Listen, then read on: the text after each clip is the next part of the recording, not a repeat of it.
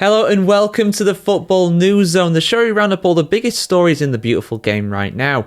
We're currently in an international break, but there's plenty of stories to keep us occupied this week, including Dele Alli's nightmare debut for Como in Italy, a Bulgarian club apologising after wrongly assuming one of its former players was dead. Turns out they were still alive. And Thomas Tuchel's first match as England boss has ended in victory against Albania. But what did we learn from the Germans' first game in charge of the Three Lions? All that and a whole lot more is coming up in today's show. Let's dive in. So Dele Alli made his much anticipated debut for Como over in Italy this weekend, but it's fair to say that his first professional football match in over 2 years did not go to plan at all. He came on as a sub late in the game and then he left the field early. He went for an early bath or an early shower or whatever kind of washing facilities they had at the stadium in question, because he got sent off. He got a red card in the short amount of time that he was on the field. And I've got to laugh because honestly, it's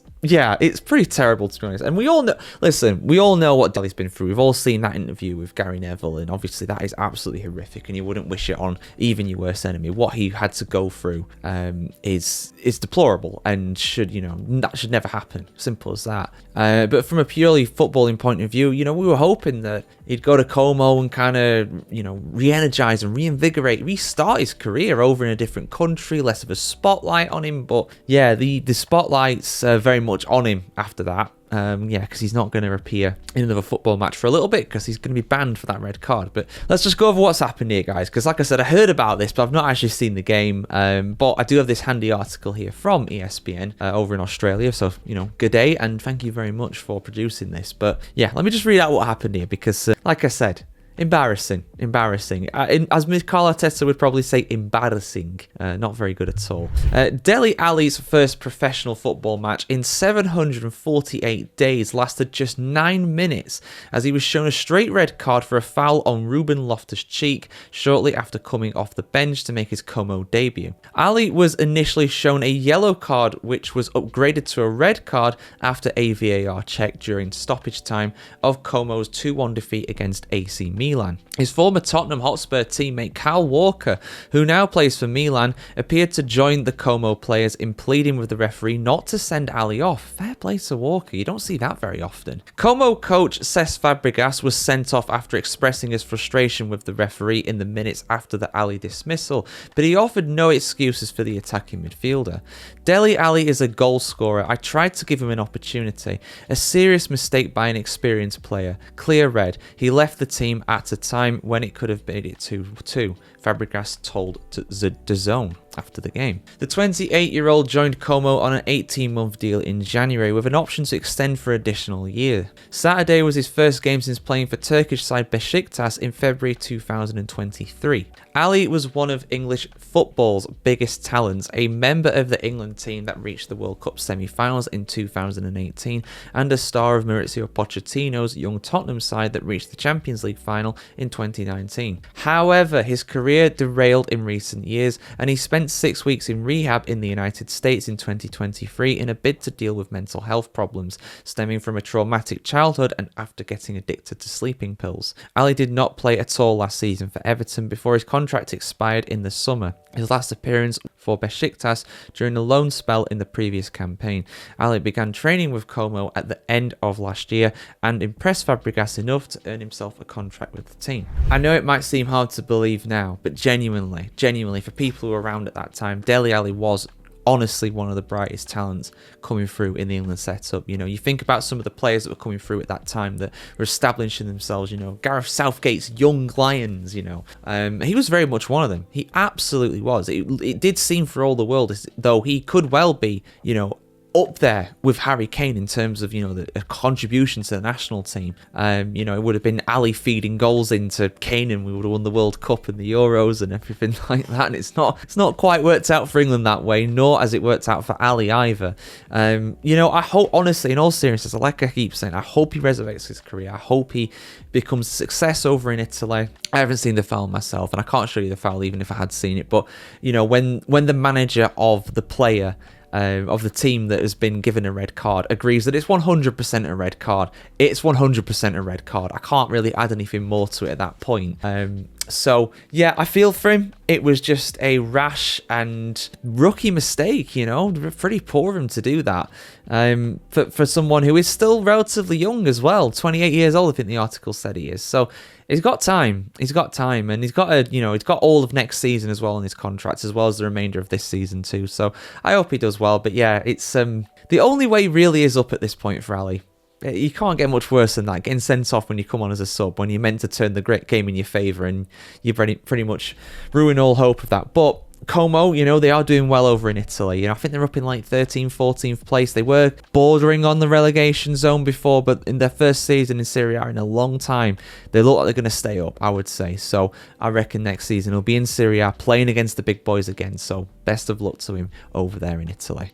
So I get sent articles from my good friend Jared Partridge, who helps us run the Football Chronicle here. And, you know, some of these headlines are quite serious. Some of them are just quite funny and unbelievable. And this definitely goes into the latter category because a Bulgarian top-flight football side, we never spoke about Bulgarian football here on the footballchronicle.com, and this is not a great advertisement for it, unfortunately.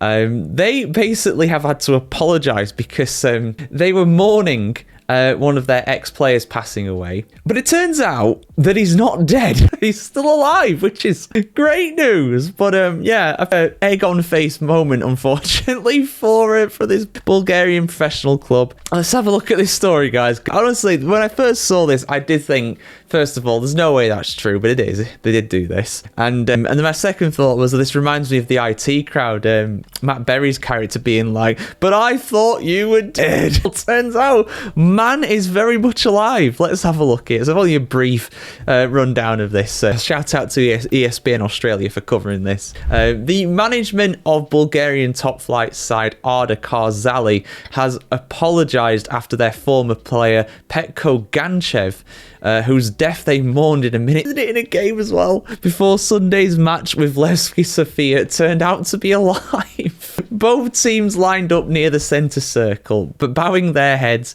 in Gavzona before the league clash kicked off. However, before the game had ended, Arda posted on their Facebook page saying that they have received wrong information about Ganchev's death. The management of PFC Arda would like to express a huge apology to former Arda player Petko Ganchev and his relatives after the club received wrong information about his death, the club wrote. We wish Petko Ganchev many more years of good health and to enjoy the success of Arda. They drew the game 1-1. Well, good news, Mr. Ganch is still alive. I'm very happy to hear that, but yeah, that is absolutely embarrassing. I mean, it's good to know. It's good to know that when he eventually passes away, because unfortunately we can't live forever, but when he passes away, he will receive a minute's silence from his former club. I don't know what, again, it's just reminding me of, I can't actually say his name because this will get flagged for inappropriate language, believe it or not, but the robot that is played by John DiMaggio in Futurama. You know the one I'm talking about, him. When he fakes his own death or at least tries to see what would happen if he passed away. And he was like in his own funeral casket and just being like, mourn me, you know, but louder and sadder. I don't know why, but that's reminding me of this. So, you know, very, very nice of them to honour him with a minute's silence like that. But unfortunately for Arda, but fortunately for him because he's still alive, he's still here. So yeah, hopefully he lives many more years, and this time they'll actually try and maybe contact his relatives or something to be like, hey, is he still alive? No? All right, okay, we'll do something before our next game. They really should have fact checked that, but hey, there we go, guys. The many wonders of Eastern European football. Absolutely love it. And if you love this video, I would really appreciate it if you left it a like, a comment, or, you know, just let us know if you've known any embarrassing incidents like this happen at your club. I've never known anything like this before, but if you've got any stories from the weird and wacky world of football, I would very much like to hear them. Manchester United were very much in PR mode last week as they unveiled their new Old Trafford Stadium, or whatever it's going to be called, the £2 billion behemoth that is on the way, the 100,000 seater stadium. The announcement for that came out, I think, literally the day after Radcliffe was doing his interview saying, we had to really cut costs, we've got no money. And I understand building a stadium like that will generate a lot of money, but the fact that it's costing £2 billion is not really sitting too well among Manchester United fans. And unfortunately, they probably did this announcement again just because they knew this was coming about. The season tickets, they've increased the prices of season tickets despite Man United's on-field performances, particularly at home, being very poor, domestically at least. I mean, in Europe they're doing quite well, but yeah, this is not the news that they wanted. No one wants to know that your bills are going up, that your costs are going up, and for something that's a passion thing for someone to do in their spare time, go and support their local club, or maybe they're not local, maybe they're still travelling from further away, of course. But yeah, it's not good to see something like this when people are struggling. Let's have a look at the full story though, guys. Full article on thefootballchronicle.com as always. Manchester United have stirred the pot at Old Trafford, announcing a 5% rise in season ticket prices for the upcoming campaign, just days after unveiling an ambitious plan for a £2 billion stadium. The increase, the third consecutive year of 5% hikes, comes as co-owner Sir Jim Ratcliffe pushes financial restructuring, but it's landed like a lead balloon, with fans still smarting from years of on-pitch struggles and mid-season ticket gouging. The club's statement spares the under-16s, hold on, freezing their prices, but acts as some senior concessions, a move that stings pensioners who have stood by United through thick and thin. Around the dugouts, prime seats are being flipped into hospitality tickets, a cash grab aimed at swelling coffers for Ratcliffe's grand vision, a 100,000-seater stadium to replace the ageing Old Trafford. Last week, the 72-year-old billionaire laid bare the club's financial dire straits, claiming they'd have been skint by Christmas without his cash injections and 450 staff redundancies. A day later, he dangled the new stadium carrot, a £2 billion dream pitched as the North's answer to Wembley. Chief Executive Officer Omar Barada tried to soften the blow. He said, "We appreciate the loyal and patient support of our fans," probably the local ones too, you never know, "and particularly our season ticket holders who have represented the core of our match-going support base. We understand the importance of their backing and for the team to have worked hard to come up with a pricing package that is fair and reasonable. Debatable. After 11 consecutive years of price freezes, we increased prices by 5% for the past 2 seasons and intend to do the same for next season to offset the continued rises in operational costs. Prices remain significantly lower than a decade ago when adjusted for inflation and at similar levels to peer clubs in the northwest of England. The maths might stack up on paper. £300 million in losses over 3 years demands action, but the timing rankles. The United's 3-0 thumping of Leicester last weekend, with Bruno Fernandes pulling the strings, hinted at a revival under Ruben Amorim. Yeah, but this is a Leicester City side that are very bad. They've lost 7 matches at home in a row without scoring. Now with that, which is an English all-time record across all top professional divisions, all top 4 leagues in the English football system. Yet fans, buoyed by that rare glimmer of hope, now face a hike that feels like a tax on loyalty. That's a good way of putting it. Barada's nod to fairness rings hollow when set against January's mid-season fiasco. Matchday tickets jacked to £66, no concessions for kids or old-age pensioners, a move that has the Stretford end fuming. The Manchester United Supporters Trust must, that's not that they must do something, that's what it stands for, didn't mince their words, branding the rise as frankly offensive in a fiery post. The idea that fans should pay for the Glazers' ownership and errors on top of the thousands that we already pay to loyally follow the club, there we go, is frankly offensive. We argued United should implement a price freeze not just because of this, but for business reasons as well. We are convinced that a freeze accompanied by a rallying call to show we're all in this together could be a galvanizing force to lift spirits and propel the team forward, and that money lost from not increasing prices would be more than compensated by a greater revenue from a higher finish in the table. And you can read more more about it on the footballchronicle.com, and Jack very much goes into more detail on it there. But we're out of time with this one. I mean, you already know the story, guys. It's a standard thing, isn't it, across a lot of clubs. It doesn't make it right. It's not fair. I don't like it. I'm not even a Man United fan. I've got no intent of going to Old Trafford again. I went many years ago. I can't say I really enjoyed it. The stadium is it's big, but it's not it ain't the best anymore, and it's not been the best for a very long time. But your thoughts in the comments below, guys. Should they have done a price freeze, or should they have increased it? Are the operational costs and the overall losses for the club a justifiable reason to charge fans more to go and see their club? It's a very hard one to justify, a very easy one to justify financially, but like the Supporter Trust says, there are other ways of doing this. They would argue that, you know, actually making the prices more fair or freezing them would help in the long term, and I understand the thinking behind it. It does seem like a very short-termism kind of move, and I don't like it.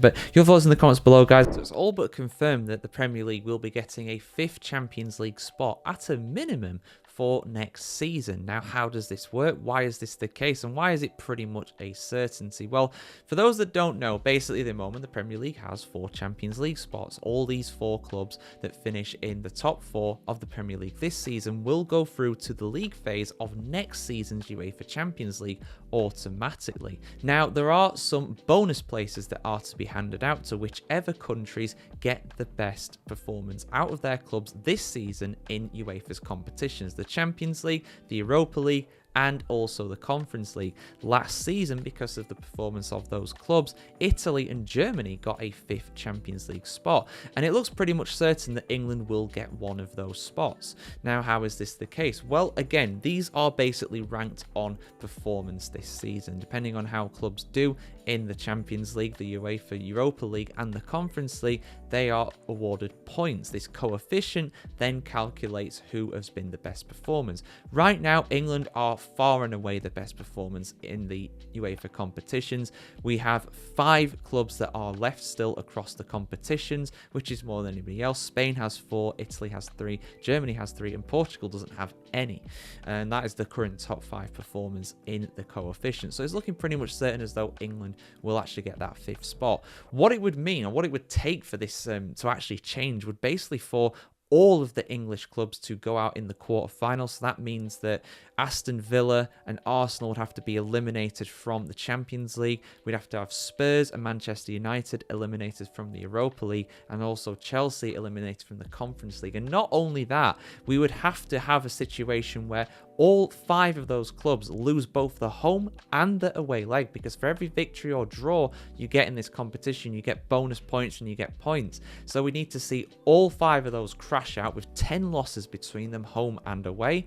And also on top of that as well, for Italy to usurp England, I mean, in that situation, Spain would almost certainly go above. But Italy, who are in 3rd at the moment, they would have to basically win as many competitions as possible. You'd have to have Inter winning the Champions League, Fiorentina winning the Conference League, and Lazio winning the Europa League, and the chances of that happening are pretty much 0. I mean, you know, some of them have a chance. You know, people are really rating Inter very highly this season, but I can't really see that happening. So yeah, England pretty much are assured of that 5th spot, and on top of that too, potentially, in theory, it could have more. The Premier League could have up to 7 spots in the Champions League next season. You're probably wondering, how is that the case? How could that happen? Well, I will walk you through how that happens, because there are more than one way to actually qualify for the Champions League. So if you don't finish in the top 5 positions in this situation, you can qualify for the Champions League through 2 different ways. Now, one of these is actually quite likely in a sense, because both Tottenham Hotspur and Manchester United are in the UEFA Europa League. If either of them win that competition and finish outside of the top 5, they will qualify for the Champions League regardless of their position in the Premier League. For reference, at the moment, these 2 sides are down in 13th and 14th, so a top 5 finish at this stage looks incredibly unlikely. On top of that as well, potentially, I mean, this is unlikely, but if either Arsenal or Villa, and in this situation, more likely Villa, because Arsenal currently up in 2nd place, they're going to finish in the top 4 more than likely the top 5. I can't really see them dropping out that much. So it would take Aston Villa to actually qualify for the Champions League by finishing outside of that top 5, which at the moment they're in 9th place in the Premier League. If they win the Champions League, they would qualify as well. So what it would take, and it's very unlikely, what it would take would be for top 5 clubs to qualify automatically, as we expect. Spurs or Man United, take your pick, to finish outside of that top 5 and win the Europa League, which could happen. And Villa to win the Champions League and finish outside the top 5. Listen, Villa, you've been great in Europe this season. You really have been. I don't know. I don't see that happening. I mean, they're in the quarterfinals. It's possible, but it's very unlikely. I don't really see that happening, to be honest with you. I think PSG will probably put them out, but they've been doing a fantastic job, like I said, in their first top-table European competition season since the early 80s. So fair play. And of course, they have won it before.